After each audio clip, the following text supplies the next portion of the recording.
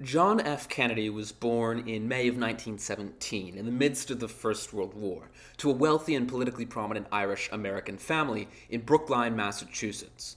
His father, Joseph P. Kennedy, was a successful businessman and former ambassador to Britain, and put the young Kennedy through education at Harvard, where he would publish his senior thesis, Why England Slept, about the appeasement strategy in the build-up to the Second World War. Kennedy later became a certified war hero during the Second World War after the sinking of his boat PT-109 in the Solomon Islands.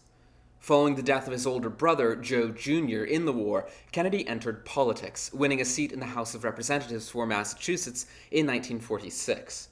He was elected to the Senate in 1952, defeating incumbent Henry Cabot Lodge Jr. After narrowly losing the vice presidential nomination in 1956, Kennedy launched a four-year campaign for the presidency, defeating Richard Nixon in one of the closest elections in American history, thanks in part to his participation in the first ever televised presidential debates. Kennedy began his presidency by calling upon a new generation of Americans to ask not what your country can do for you, ask what you can do for your country. His first year in office, however, was marred by the Bay of Pigs fiasco, a failed CIA-backed invasion of Cuba that solidified Fidel Castro's regime and damaged Kennedy's international reputation. This failure contributed to a quite hostile meeting in Vienna with Soviet leader Nikita Khrushchev, who perceived Kennedy as weak, leading to the construction of the Berlin Wall in August 1961. Of course, the defining moment of his presidency, however, was the Cuban Missile Crisis in October 1962, the closest the world seemingly came to nuclear war. Upon discovering Soviet nuclear missiles in Cuba, Kennedy ordered a naval quarantine of the island and engaged in secret negotiations that eventually resulted in the withdrawal of the missiles in exchange for an American pledge not to invade Cuba and a private agreement to remove American missiles from Turkey. The crisis transformed Kennedy into a respected world leader, leading to the 1963 Limited Test Ban Treaty and a move toward détente with the Soviet Union. However, his administration also oversaw a gradual escalation in Vietnam, culminating in the coup that led to the death of South Vietnamese President Ngo Dinh Diem just weeks before Kennedy's own assassination. Then, of course, on November 22, 1963, while traveling in an open motorcade through Dealey Plaza in Dallas, Texas, President Kennedy was assassinated at the age of 46. Lee Harvey Oswald, a former Marine who had once defected to the Soviet Union and who had well-documented but unreleased or poorly understood connections to the Central Intelligence Agency and Federal Bureau of Investigation, was the man arrested for the murder, but was actually killed 2 days later by a nightclub owner named Jack Ruby while in police custody. Ruby was arrested and convicted for the killing of Oswald, but he appealed successfully and then died of cancer before his new trial date was set. The Warren Commission, which investigated the assassination, came to the conclusion that Oswald acted alone, though it has obviously been a hotly contested topic. The House Select Committee on Assassinations later concluded that, quote, Kennedy was probably assassinated as a result of a conspiracy, though 1/3 of the committee dissented to this conclusion. Discrepancies in physical evidence, audio recordings of the assassination, field reports, and the military autopsy of the body, along with the Zapruder film, which allegedly shows a shot hitting Kennedy from the front, are all typically cited as evidence that the official narrative is incomplete. Regardless of how it occurred, the assassination shocked the nation and the world. A young president with so much potential, who had pledged to go to the moon, was taken out in an instant in front of the entire planet. Kennedy would afterwards be buried at Arlington National Cemetery, where an eternal flame was placed at his grave, which still burns to this day. But what if all of that had changed? What if, in an alternate timeline, JFK wasn't assassinated? Before beginning today's alternate history scenario, be sure to leave a comment and subscribe. We're currently trying to reach our goal of 50,000 subscribers in 2026, and every little bit helps the channel out. If you want to help support our content, you can watch through our extensive catalog of videos, or consider supporting your legion like our generous channel members. Thank you, and enjoy the video. So, if the shots rang out in Texas but missed, the immediate public aftermath might not have been worlds away from the reaction of the American and global public of our own history, at least in terms of sheer shock at the situation. Kennedy's presidency benefited from one particularly strange political paradox, that his approval ratings rose after his failures. After the Bay of Pigs humiliation, his numbers actually spiked to 83%. In our scenario, especially if the bullet grazes him, the President of the United States would just have survived an assassination attempt in broad daylight, in front of the world. It would have generated something far more powerful than sympathy. It would have generated the kind of primal grief turned to relief that tends to completely overthrow the consensus of normal partisan politics. So the immediate consequence of our scenario would have been an almost unprecedented outpouring of national unity. Our closest example to this was the assassination attempt on Ronald Reagan in 1981, after which Reagan famously said, "Honey, I forgot to duck," while on the operating table. Kennedy is younger and arguably more charismatic than Reagan, and already carried the weight of the idealism of the American nation. This situation would have made Kennedy almost politically untouchable in terms of popularity. His opponents from the right, who had made weakness and softness their central critique of him, would now be silenced, and there would be nobody on the left who could challenge him as the face and leader of the Democratic Party. He would simultaneously be a young and idealistic politician, and also a patriotic American hero who had valiantly survived an attempt on his life. It would be political momentum we simply haven't seen in this country, outside of, perhaps ironically enough, Reagan's landslide victories. In the immediate aftermath, this would completely change the importance of security at the presidential level. The open car, waving crowds, and the accessible presidency that Kennedy tried to define himself around would have to end. The real casualty of this alternate assassination attempt would actually be the openness of the Kennedy presidency. By necessity, it would be replaced by the institutionalized, fortified, secure model that governs the office today. That means covered cars, bulletproof glass, snipers, police everywhere. The pressure would be on the security apparatus to prevent another similar incident, and that would mean keeping Kennedy out of the public more than he personally would likely want. The greatest question that comes out of Kennedy's survival, however, is what would have happened in Vietnam. Would Kennedy have Americanized the Vietnam War the way Lyndon Johnson did? It's a heavily debated subject, but I tend to agree that he would not. Kennedy had kept American involvement in Vietnam limited to roughly 16,000 military advisors, and he resisted enormous pressure from the military establishment to commit combat troops. He told his aides repeatedly and stated in a CBS interview that Vietnam was, quote, "in the final analysis, their war," they being the Vietnamese. He had watched the French catastrophe in Indochina and told those around him that converting the conflict into a Western proxy war would produce the same result. More concretely, he had privately told Senator Mike Mansfield that he intended a complete withdrawal from Vietnam, but only after the 1964 election, fearing that doing it beforehand would trigger a political firestorm from the McCarthyites, the anti-communists in Congress, which could potentially have cost him a second term. But this failed assassination attempt would have handed him that second term on a silver platter, along with a reservoir of political capital that Lyndon Johnson never quite possessed in our own history. With the toughness credentials that surviving an attempt on his life would have given him, Kennedy could likely have executed a managed withdrawal from Vietnam without the large political cost in Congress he previously assumed he would have to pay. Now, the path to withdrawal would not have been frictionless. Some evidence suggests Kennedy's withdrawal plan was partly contingent on perceived progress under President Ngo Dinh Diem and political timing. Had the South Vietnamese government continued to unravel after the November 1963 coup, Kennedy could have faced pressure from the Joint Chiefs and the hawkish Democrats to continue to intervene. But it's likely that either way, the overall direction of movement would be out of Vietnam. At the same time, Soviet Premier Nikita Khrushchev viewed his allies in Vietnam as reckless, particularly following the Cuban crisis and the scrutiny on Soviet foreign policy that brought. Combined with Kennedy's plan for 1965 withdrawal, Khrushchev might likewise rein in Soviet support for the North Vietnamese. Should this occur, the Vietnam War would effectively de-escalate into a low-level regional conflict. The implications of this single change are massive. There would be no Operation Rolling Thunder. The United States would not commit 500,000 combat troops to fight in the jungles of a small country off the South China Sea. 58,000 American names would not sit carved into black granite on the National Mall. the social fabric of the 1960s, which was torn apart by the draft, protests, and the sense that the government was lying to its people about a war with no exit, might have remained intact, or at least far less shredded. The credibility gap that poisoned American political culture for a generation might never have opened. But before we jump over to the Middle East, I'd like to give a special thanks to this video's sponsor, History by Mail. History by Mail is the #1 American historical document replica subscription service.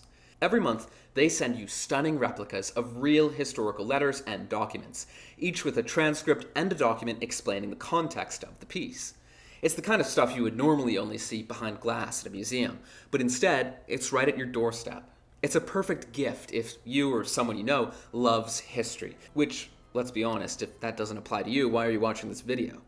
They group their documents into themes like the Second World War, the Civil War, civil rights, and so on. And it's perfect for birthdays, holidays, or just treating yourself, or, if you're me, finding new things to add to the already overcrowded corkboard above your desk. Head to historybymail.com/DEAN46635 to check it out. That's promo code DEAN46635. The link and code will be in the pinned comment and description. Now, let's get back to the video. So in the Middle East, Kennedy would have shifted American goals back towards something closer to the Eisenhower years. Kennedy was against deepening American involvement in the region. His 1939 visit to Palestine as a young man left him with a skeptical view of the arguments of both sides, making him less susceptible to the pressures of the domestic pro-Israel interest groups than most American politicians, and simultaneously a bit more of a realist when it came to the Arabs. He thus took a more even-handed approach to the Arab-Israeli conflict, and wanted to cooperate selectively with the Arab nationalists like Gamal Abdel Nasser of Egypt, and particularly wanted to prevent nuclear weapons from spreading across the region. Unlike Lyndon Johnson, who viewed the region through a more rigid Cold War lens and maintained continual support for the State of Israel, Kennedy's policy was guided more so by realism.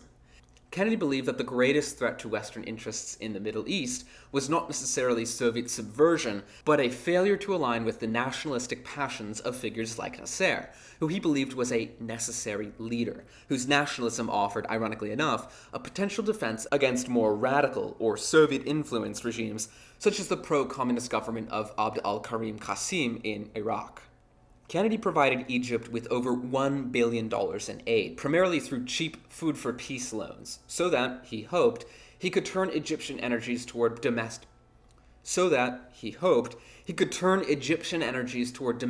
modernization rather than conflict with Israel. Having survived in our alternate timeline, this policy would likely have been institutionalized. Kennedy also intended to be the first American president to invite Nasser to the United States once political conditions allowed for it, seeking to make selective cooperation with the Arab nationalists a permanent thing. Kennedy also uniquely maintained a dual-track policy toward Israel. He still recognized American Cold War interests in defending the state to maintain a foothold in the Middle East, but was intensely skeptical of its territorial and nuclear ambitions. One of Kennedy's primary concerns was the Israeli nuclear program at Dimona. Historically, Kennedy tried and failed to prevent Israel from developing nuclear weapons. But in this scenario, Kennedy would have the 1963 Limited Test Ban Treaty. By working with the Soviets, ironically enough, and the United Nations, Kennedy would likely have been able to exert much more forceful pressure on Israel to accept international inspections of their facilities and maintain a non-nuclear status.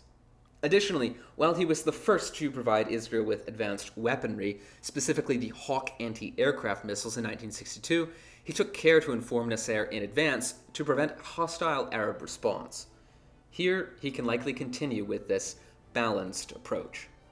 Kennedy's survival would also have preserved something unique to his presidency, that being the personal relationship between him and Khrushchev. The two men had come to mutually respect one another during the Cuban Missile Crisis. Khrushchev had also come to trust Kennedy in a way that he trusted few Western leaders. He told his own hardliners that as long as Kennedy was in the White House, the path of peaceful coexistence was viable. Just days before the assassination, Kennedy had indicated that he wanted a 2 or 3 day summit with Khrushchev to, in his words, calmly talk everything over. Kennedy had also been considering becoming the first American president to ever visit Moscow after a new arms control agreement was in place.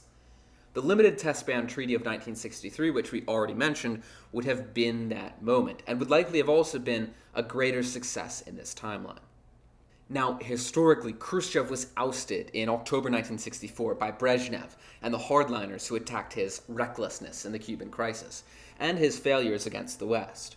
However, now, Kennedy would have effectively handed several major diplomatic wins to Khrushchev in the form of continued detente, an arms agreement, Vietnam, Israel, and perhaps also movement on Germany. Thus, Khrushchev might have survived, and a continued Khrushchev-led Soviet Union, however imperfect it was a more dynamic, less hardline institution than the Brezhnev Soviet Union that followed it. Kennedy had also, by early 1963, identified the Chinese communists as the major antagonists of the late 1960s and beyond. He had already actually begun probing Khrushchev about some form of joint understanding to limit Chinese nuclear development. What Kennedy wanted to produce was a triangular relationship between Washington, Moscow, and Beijing, which, in his mind, would eventually result in the Americans and Soviets finding more common cause against Maoist China than against each other. A bit of a reversal from later Nixon and Kissinger, who in their own history utilized an opening to China in 1972 to pressure the Soviet Union. Khrushchev had actually rejected United States Secretary of Commerce Averell Harriman's 1963 probe on a joint strike on Chinese nuclear facilities.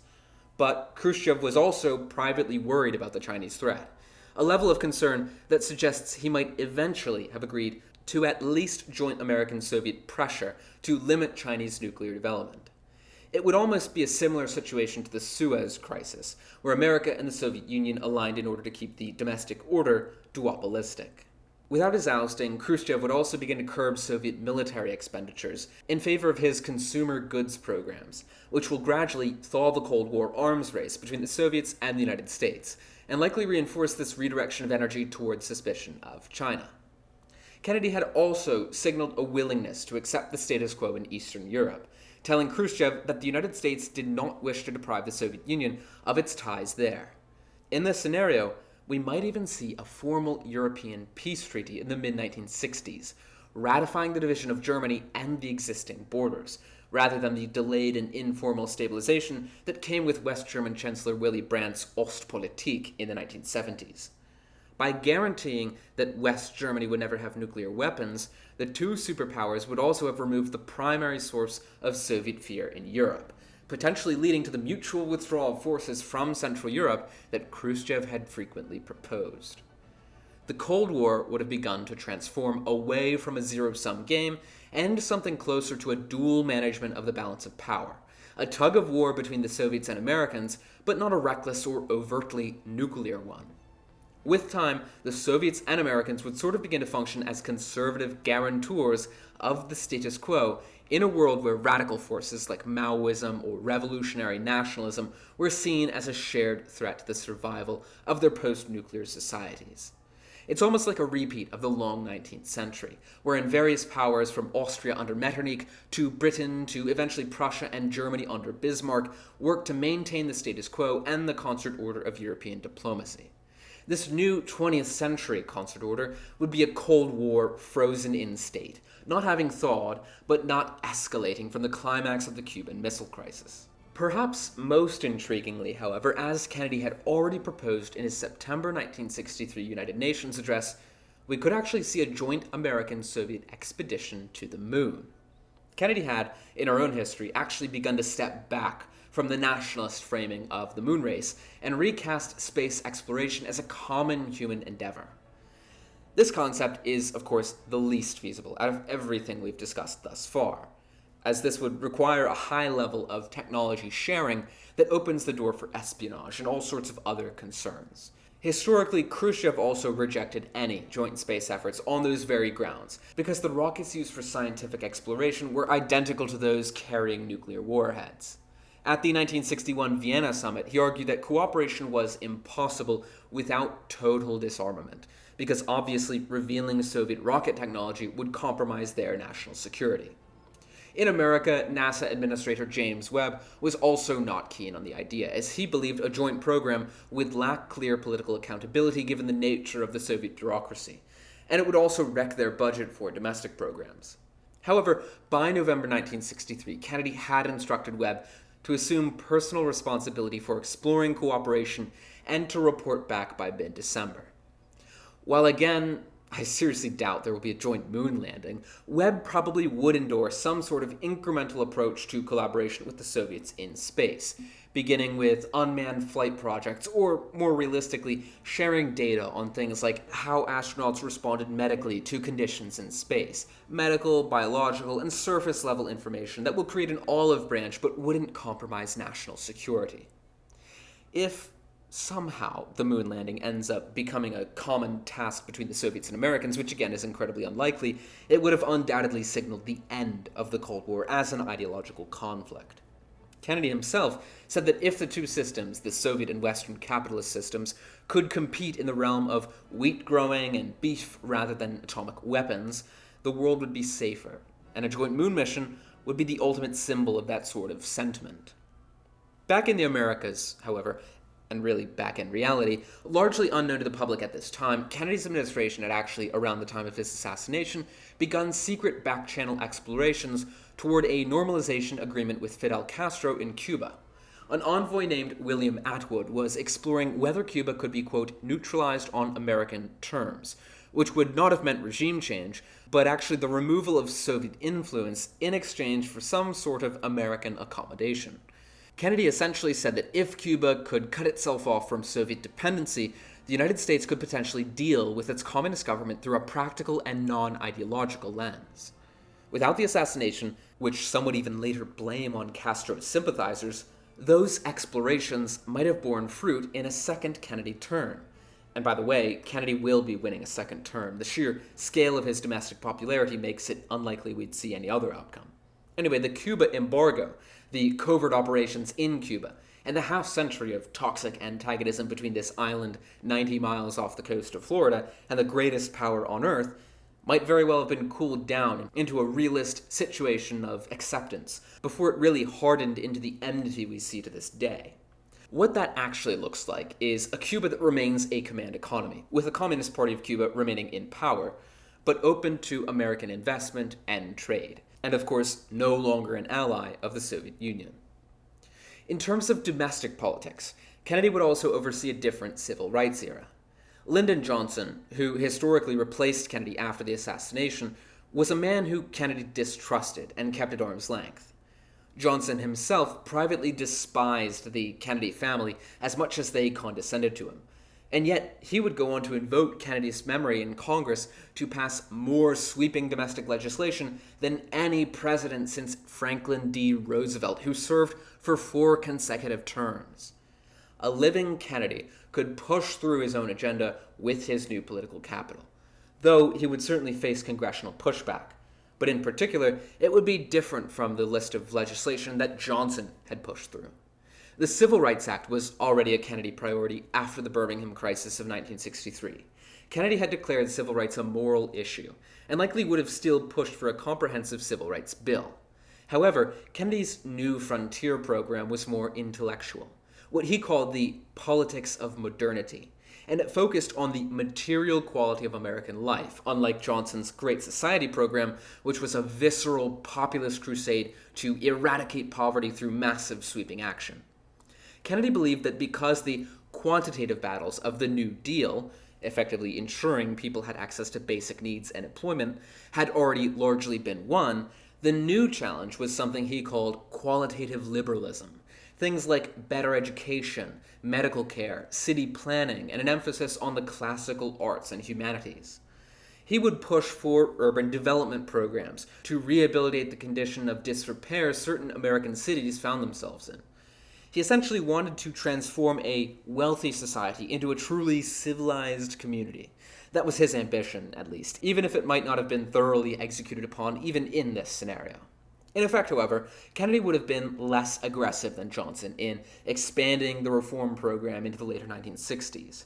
He always preferred less civil rights legislation, which brought with it the risk of legal misinterpretation or taking things too far, but rather opted for more executive action, like using the Justice Department to bring dozens of voting rights suits across the South. On the economic front, the gold drain was also one of the two things that scared Kennedy the most, the other being nuclear war. Kennedy was haunted perpetually by the fear that a run on American gold reserves would force him to devalue the dollar or abandon America's overseas commitments in Europe. He famously said that, quote, "What really matters is the strength of the currency," noting that France's international factor was its gold reserves, while Britain's prestige suffered when the pound was weak. Kennedy's Treasury Department, led by the pragmatists Douglas Dillon and Robert Rosa, relied on currency swaps to defend the dollar. However, by June 1963, Kennedy was actually moving toward the view of Keynesian reformers like George Ball and James Tobin, stating that, quote, "The great free nations of the world must take control of our monetary problems if these problems are not to take control of us." He actually wanted to reduce the global reliance on the dollar as the sole reserve currency, the system set up after World War II by the Bretton Woods Conference, and reclaimed the United States' freedom of action from international speculators. In essence, he wanted to detach America from international finance so that he, or another president down the line, could make sweeping economic reforms without unintentionally causing a domino effect across the rest of the developed world. Kennedy was the first Keynesian president, and he intended to use his second term, which of course he never historically received, to end the budgetary obsession of the late 1950s. In the autumn of 1963, his administration committed to the principle of creating budgetary deficits during an era of prosperity to drive growth and reduce unemployment to their 4% target. Kennedy believed also that tax rates were too high and tax revenues were too low, and that the soundest way to raise revenue in the long run was actually to cut rates immediately. He also believed that the government should lure business into investment through measures like the investment tax credit, treating them as what he called unwilling partners in the drive for a 5% economic growth rate. Of course, all of this was attached to detente. Kennedy believed that the arms race and military-industrial complex were devouring huge resources that were desperately needed for domestic programs. So, as detente continued and the arms race wound down, that capital could be funneled back into growth at home. Culturally, as we alluded to already, the 1960s and 1970s would have been completely different. For one, with Kennedy having implemented a managed stand-down in Vietnam rather than escalation, the radicalization of the New Left would never have occurred. Instead of the anarchy of 1968 and 1970, as it was sometimes referred to, Kennedy would explicitly have attempted to funnel that energy into programs like the Volunteers in Service to America, which aimed to give the youth demographic a determining influence over their circumstances in life. The counterculture would likely have remained more focused than on style, music, and personal autonomy, rather than taking on the harder edge of nearly guerrilla-style insurgent politics we saw after 1967. Kennedy was also personally proponent of European-influenced design and architecture and public planning. His Lafayette Square restoration and the Pennsylvania Avenue Plan would have become a standard for the national estate. Underpinning all of this, however, we have to remember what Kennedy actually was. He was not a mythological figure. He was not King Arthur. But what we call the Camelot view of Kennedy is still the single most popular interpretation of his life. This is because Kennedy is an open book. There's been so much written and recorded from his life, and yet he only served as president for 148 weeks. The assassination and grief painted around him an image of a tragic hero, and his memory was thus frozen forever at its best, never allowed to age or fail or disappoint the public. A conservative can pick a patriotic quote from Kennedy and say that Kennedy would have been a great American president like Reagan if only he had lived. A liberal can pick a policy Kennedy never passed and say that Kennedy would have been a great progressive force like Roosevelt if only he had lived. He is to many Americans a canvas to paint their ideal picture of America upon. If only he had lived, America would look the way I want it to look. But a Kennedy who lived would have been denied that consecration. He would have been judged by history as what he actually was: a brilliant, cautious, intelligent, courageous, and often visionary politician who was usually better at crisis than legislation. He combined a romantic public image with a ruthlessly pragmatic private methodology of governance. He would have had a second term with real failures as well as real achievements. He would have aged. His well-documented health struggles with Addison's disease, severe back pain managed by heavy medication, and rumored other ailments could have worsened under the pressure of a second term. The Kennedy family's complex relationship with the CIA and organized crime might have produced scandals. He would have lived through the year 1968, where his brother, Robert Kennedy, might or might not have run for president in his shadow. The dynasty of Jack, then Bobby, then perhaps for 16 years, different Kennedy governance might very well have played out or simply concluded in 1969 with a peaceful transition to a new, different political vision and a new continuation of this less tense Cold War. He would have been a great president, almost certainly, in the sense that he would be an impactful president, both domestically and geopolitically, whether or not you agree with his vision. But he would not necessarily be the mythical figure popular imagination remembers him as. Anyway, that's where I'll be leaving this scenario for today. As always, let me know what you think will happen next. If you enjoyed this video or have any critiques or notes, be sure to leave a comment for the algorithm, and subscribe if you want to see more content like this. You can support us by joining our Discord or by becoming a channel member with the join button below. Thanks for your time. This has been the US of Z, signing out.